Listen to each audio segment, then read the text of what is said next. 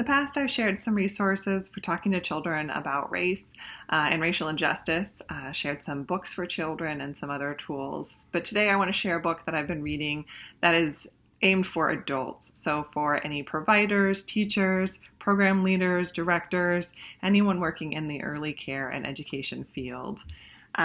It's this book, Don't Look Away, Embracing Anti-Bias Classrooms. It came out this year in 2020. It's an amazing book. It's a great tool to use, either just reading on your own as a self-study. I've heard of programs using it for book studies and small groups. I'm personally using it to support a course I'm teaching on building anti-racist learning spaces. It's a great tool to use to kind of unpack and address our own implicit bias and the effects of implicit bias on our work with children and families.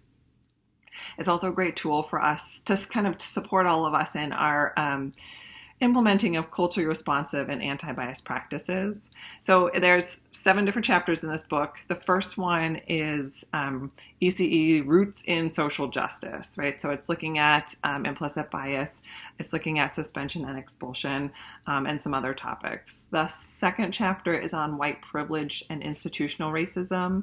It goes into a little bit of a historical perspective, but then also has a present time perspective, which is really helpful, and some links to Black Lives Matter and kind of the effects for children in their lives. It also looks at ACEs, or adverse childhood experiences, and the intersectionality between racism and ACEs, and looking at school populations and classrooms.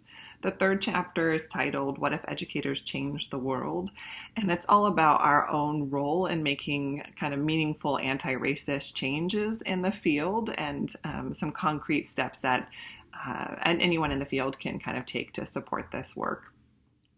The fourth chapter is all about research supporting culturally responsive anti-bias education. And then the fifth chapter has features of anti-bias education. So really looking at and diving into culture and how does that relate to education and anti-bias education. The sixth chapter is an observation tool to look at children's attitudes around race. So a good tool to use kind of in the classroom and in learning spaces to see what children are picking up on and what are they perceiving and projecting.